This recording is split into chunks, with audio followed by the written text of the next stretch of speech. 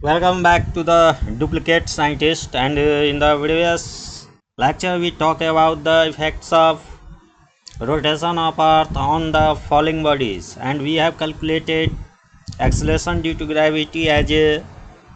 g sub phi vector equals to minus g cos phi I cap dash minus g sin phi j cap dash plus omega square into r cos phi I cap dash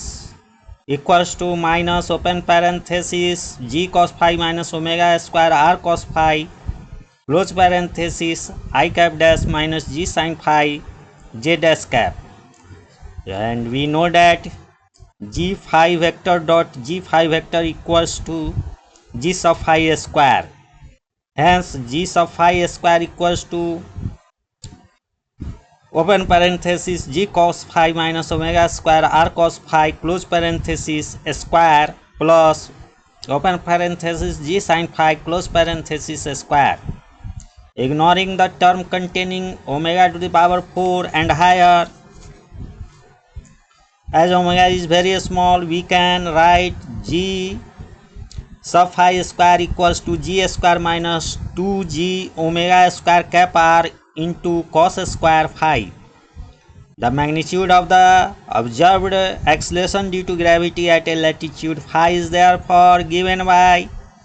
g phi equals to g into open parenthesis 1 minus 2 omega square cap r into cos square phi divided by g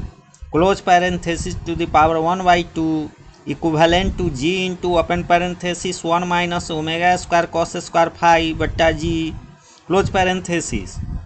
और g sub phi equivalent to g minus omega square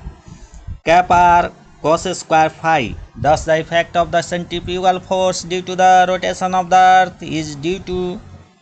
to reduce the observed value of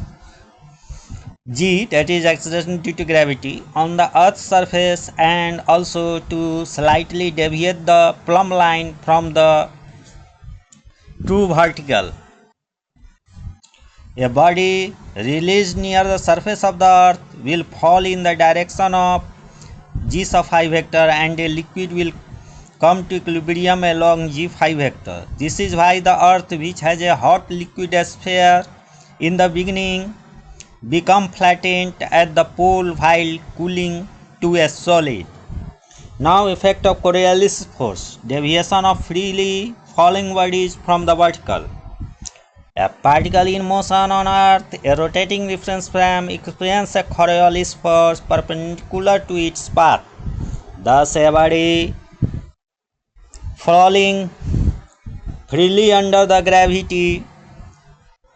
feels a horizontal force which deviates it towards east